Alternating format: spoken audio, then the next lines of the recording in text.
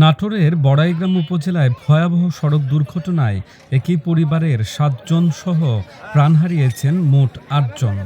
নিহতরা সবাই কুষ্টিয়ার দৌলতপুর উপজেলার আদাবাড়িয়া ইউনিয়নের ধর্মদহ গ্রামের বাসিন্দা।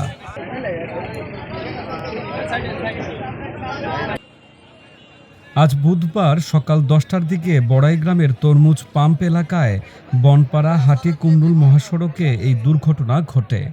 দুপুরে ধর্মদহ গ্রামে গিয়ে দেখা যায় শোকের ছায়ায় স্তব্ধ পুরো গ্রাম।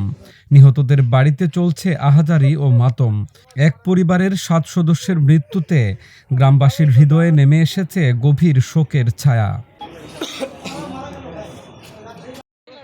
জানা গেছে, সিরাজগঞ্জের কড্ডায় যাওয়ার পথে একটি মাইক্রোবাস বিপরীত দিক থেকে আসা একটি ট্রাকের সঙ্গে মুখোমুখি সংঘর্ষ হয়।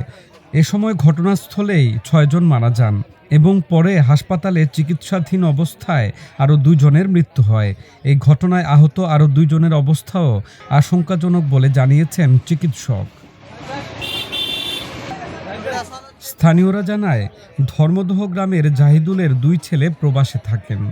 সম্প্রতি বড় ছেলের স্ত্রীর অপারেশনের কারণে সিরাজগঞ্জের কড্ডায় বাবার বাড়িতে অবস্থান করছিলেন। তাকে দেখতে যাওয়ার জন্য সকালে পরিবারের ৭ সদস্য মাইক্রোবাসে রওনা হন।